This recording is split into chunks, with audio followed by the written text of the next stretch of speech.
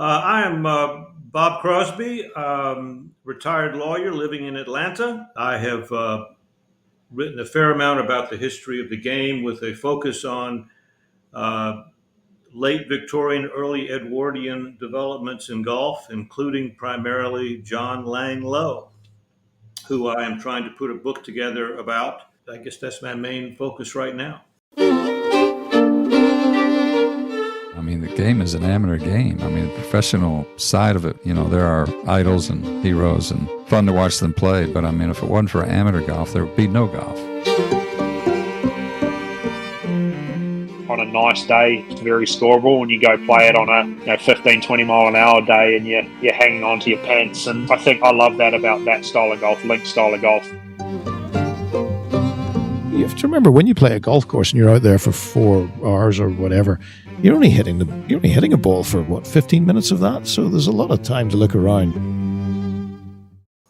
It must be a pretty tricky book to get together, seeing as when you Google John Lowe, it's either your writings or or a copy of his book that comes up, and that's about it.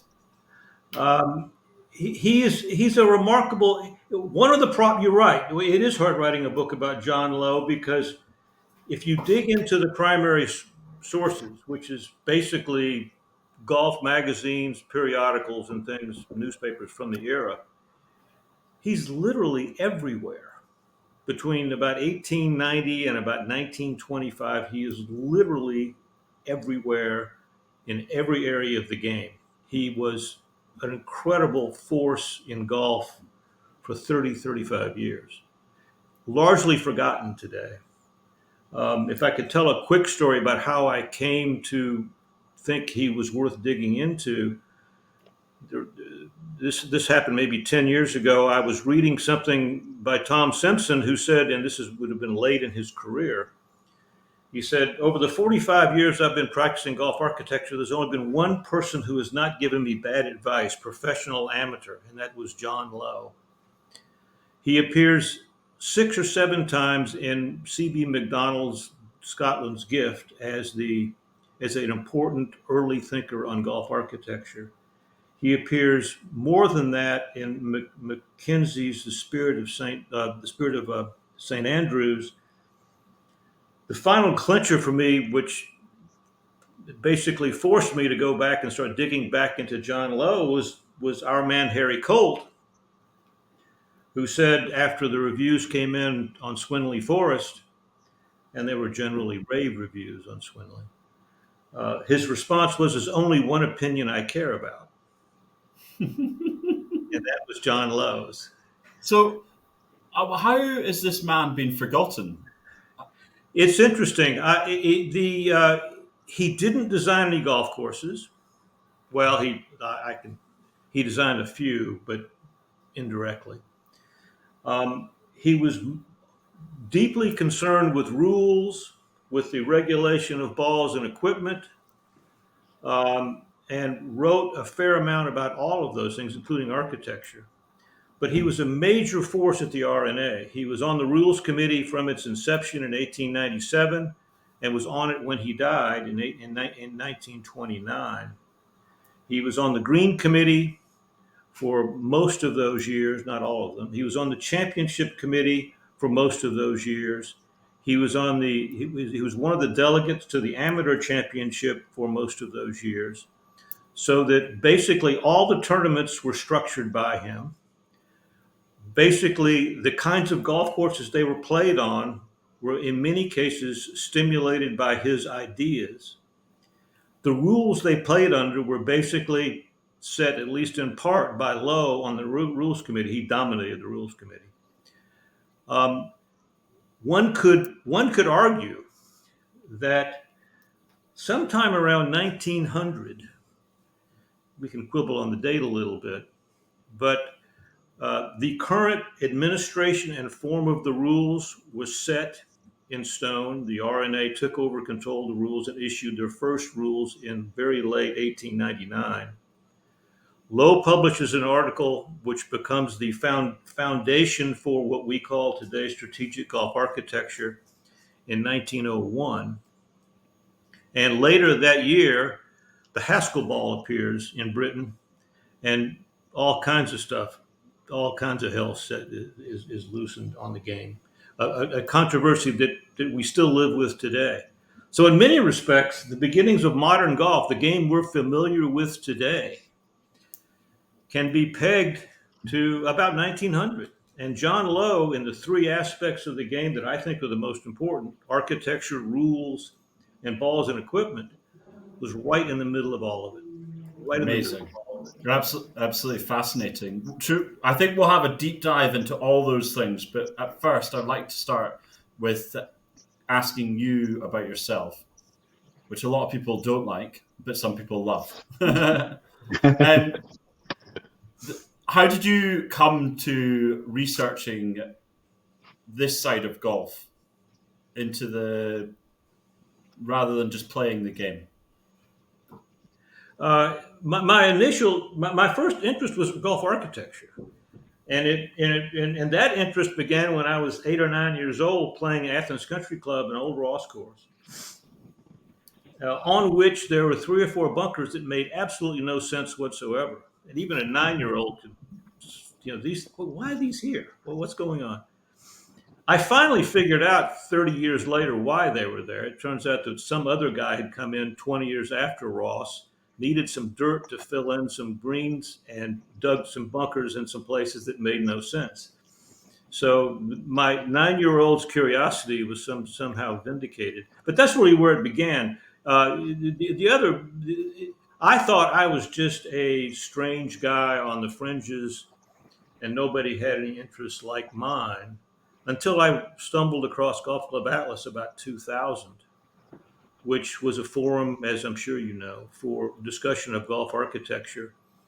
At least early on, it was a forum with a lot of very interesting people who had a great sense of humor. It devolved into some fairly bitter arguments sometime around 2010 or 2015. It hasn't really quite been the same since, but boy, from the first 10 or 15 years of its existence was just absolutely addictive. And it created, out of that came a lot of my best friends still today. So that's really my background. I played golf on a bad college team, and I played a lot of junior golf, and then I had a family and stopped really for 20 years, and then came back to it later. So that's my bio. Golf Club Atlas is like an entry-level drug, isn't it? Once you read one thing, next thing you know it, you're very deep. Well, I ended up publishing a book with Tom Doak, which was really lifted from the Little Red Book, which was really lifted from things he had posted on Golf Club Atlas. Brilliant stuff, I thought. Absolutely brilliant. I would like nothing more than to be Tom Doak's Boswell. He is remarkably articulate, with remarkable insights, with equally remarkable talent to build them in the ground. And just following him on Golf Club Atlas, although I participated too, but just following him was a revelation. So, Very much so. But that was the cool thing about Golf Club Atlas, was because it was a melting pot of ideas that were all they weren't set in stone yet.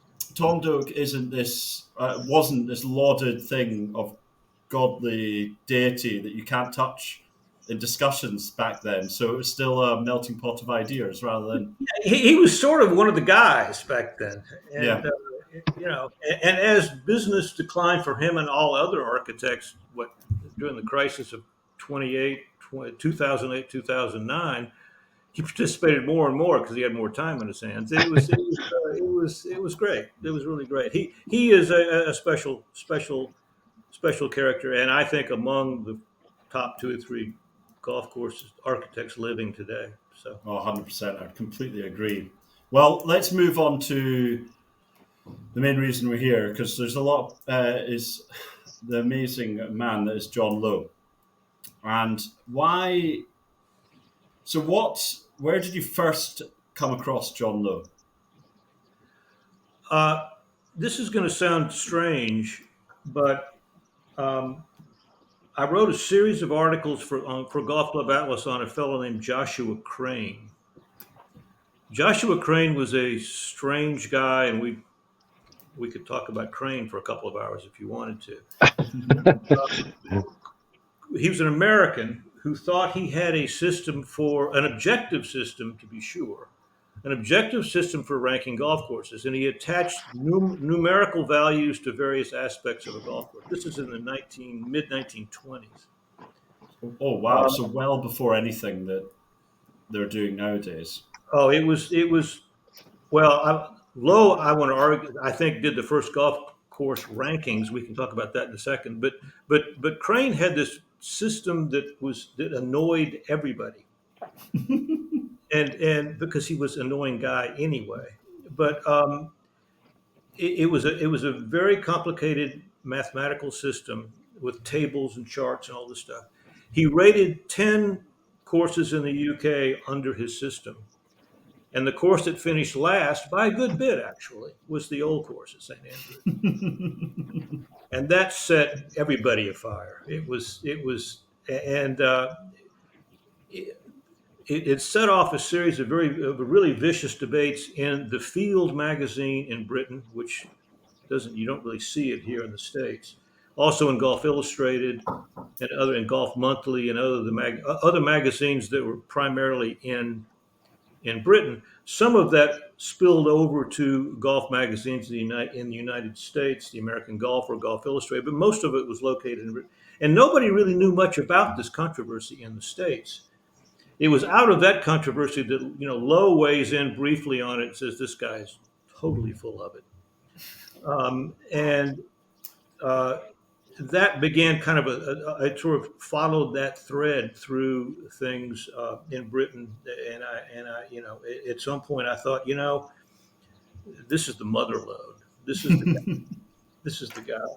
So when you were researching Crane and you saw the guy, you must have thought, right, this guy's obviously got a bit of panache. He's got a bit of something about him. Is that how you fell down his rabbit hole, or just because you agreed with everything he was saying? Well, I agree with most everything he's saying, but Lowe was a remarkable guy. He loved controversy. At the same time, he was also beloved by everyone. On his death, Harry Vardon says he was the most important man in the game and basically saved golf from various influences that might have made it a much less interesting sport.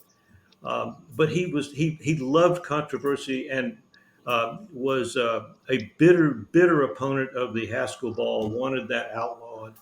He was a bitter opponent of William Laidlaw Purvis and his Victorian golf architecture. An equally bitter opponent of Purvis, who wanted to form, and this is in the mid 1890s, a British golf union to be based in London, which was to supersede the R&A. In other words, the argument was the R&A is not a democratic representative body. We need one for golf. This is Purvis talking.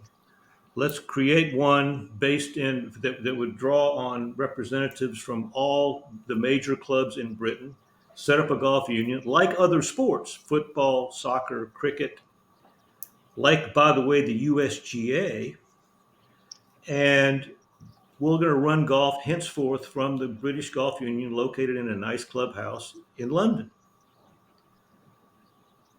It set off an enormous controversy in the 1890s. Bitter, flame-throwing arguments back and forth.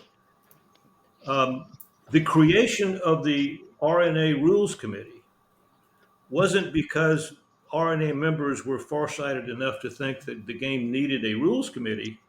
It's because there was about to be formed a British Golf Union that was going to take over the rules administration, and they were going to lose their role in the game. How long do you think it would have been until, if the R&A hadn't got their act together? Do you think that would have been within a year? It was a matter of, it was very close. The Purvis had organized a bunch of English clubs. They had picked out a clubhouse in London. They were quibbling about what clubs would have a vote in the union. Some of the more minor clubs were unhappy that they had not been included. So there was some quibbling going on that side, but the RNA, through the leadership of Benjamin Hall Blythe, basically got his act together finally and said, okay, look, we're going to set up a rules committee. It's going to be RNA members only. Take it or leave it. And they should have done that probably decades earlier. How is there any examples of two different rules that would have been an English idea or a Scottish idea? There are several. One was, for example, the stymie. Nobody in England, nobody south of the Tweed liked the stymie. Everybody north of the Tweed loved the stymie. It was the time. One of the rules that offended almost everybody, if you weren't Scottish, was what was called the lost ball, lost hole rule.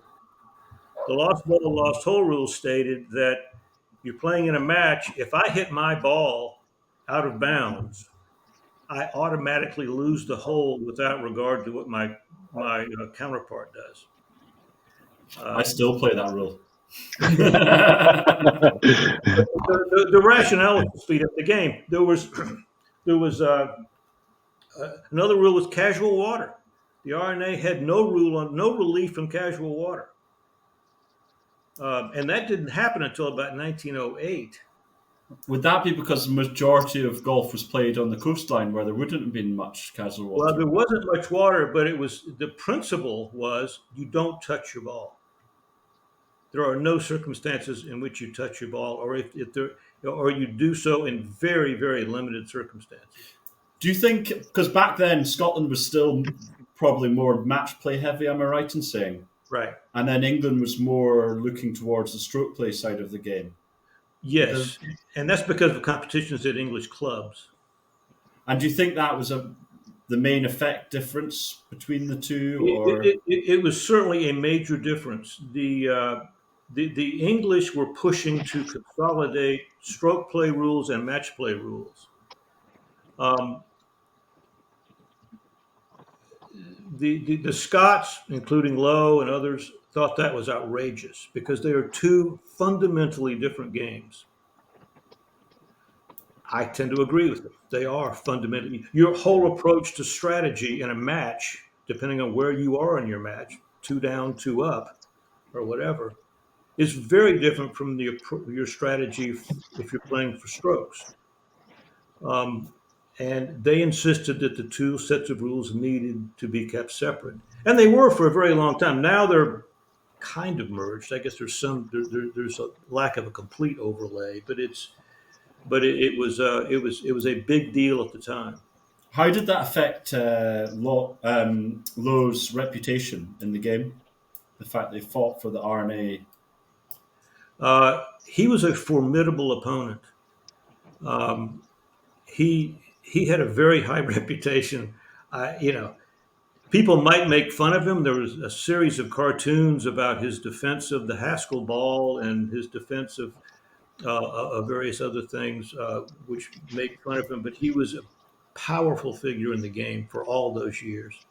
Very powerful. It was. I can go through instances where he was, but he was highly respected, and at the same time, one of the funniest people. He was always asked to be an after dinner speaker. Funny stories that now read. What's the word I'm looking for?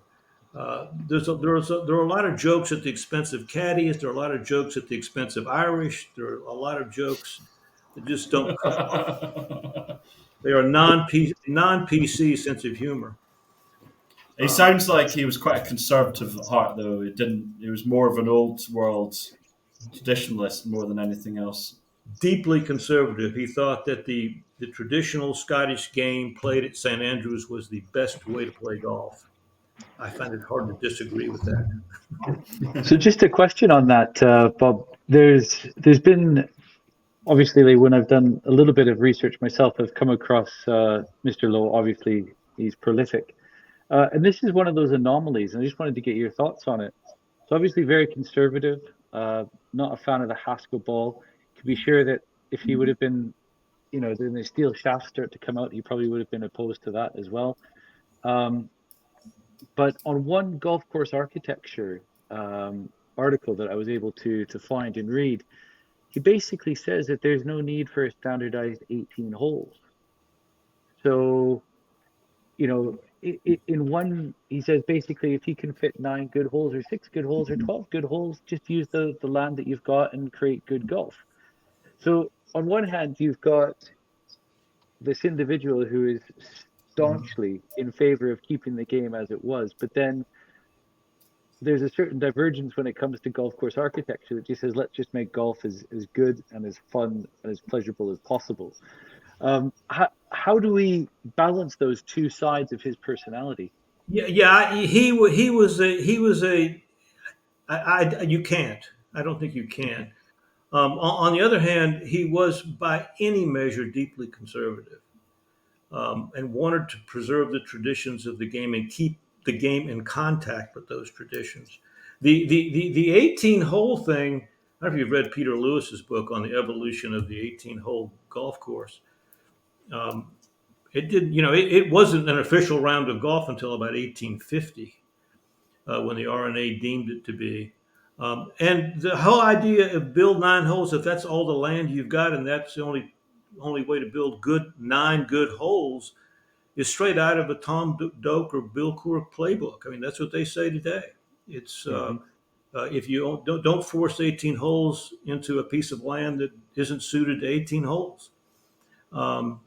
And I don't know about the 6 holes. That's a bit strange, but Yeah. Do you think that Lowe then, looking at all the different, all the fingers he had in all these different pies, whether it was equipment, ball and club, rules, committees, oversight of the game, etc., etc. Do you think his passion was actually golf course architecture then? Do you think that was his primary driver, his love affair, effectively, with the game? And were the other things peripheries, or was he just passionate about them all? I think he was passionate about them all because I think he thought, and I think he's right to have thought this, that they were deeply interconnected. Mm-hmm. That the issues in the rules, like should we have a rule book that tries to be fair, that's based on fairness? You could ask the same question about a golf course. Should a golf course strive to be fair in the sense that all playing outcomes are earned? I've always thought fairness was surely the same rules on the same bit of land. I It, never it, really got the. well, Lowe is a great example that the vocabulary used in rules issues and in architecture issues overlap considerably. Um, if you look at Richard Tuff's famous book on the philosophy behind the rules of golf, published in about 1960, I think, which is still to this day the Bible for rules experts. It sets out the philosophy one should follow when thinking about rules issues. Fairness is not a goal for the rules. At least not substantive fairness. Procedural fairness is in the sense that I'm going to treat everybody the same way. I'm going to treat like situations in a similar manner.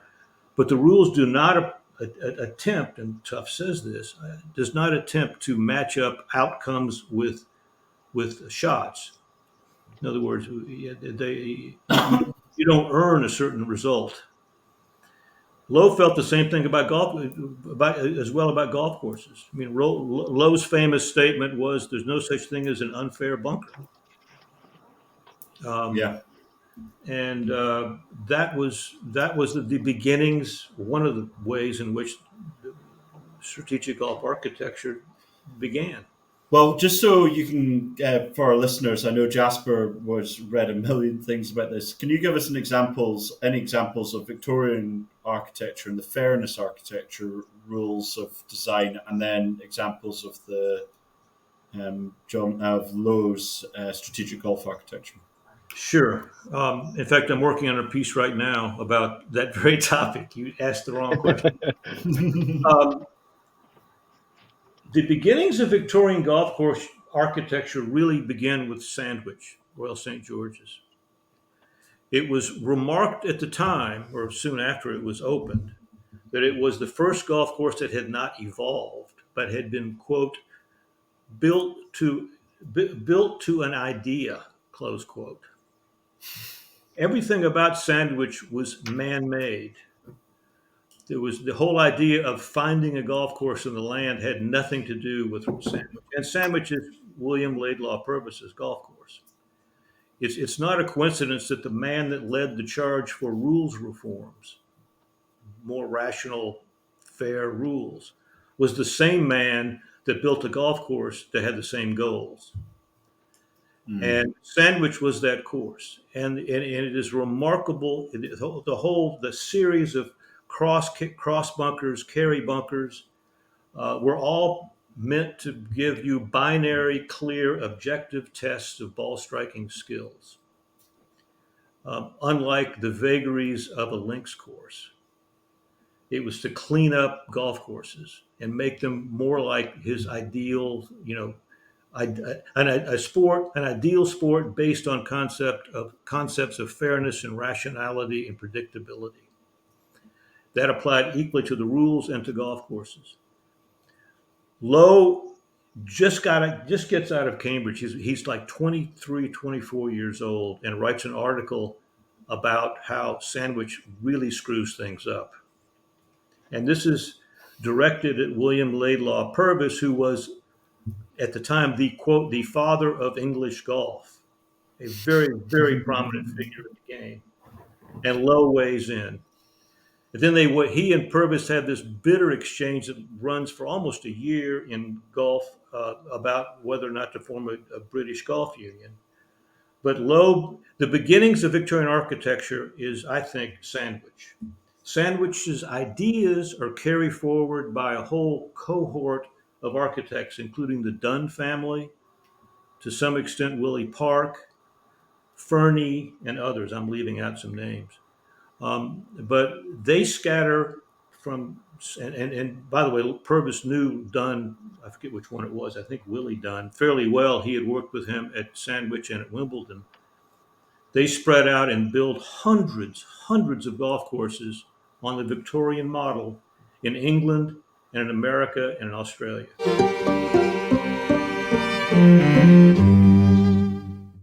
Thank you very much for listening to part one of a two-part series on John Lowe with the legendary Bob Crosby. If you have anything you want to get in touch about, my email is james@top100golfcourse.com, or if you want to get us on Instagram, it's official Top 100. We also are on all other social media platforms. But remember, play fast, lunch slow.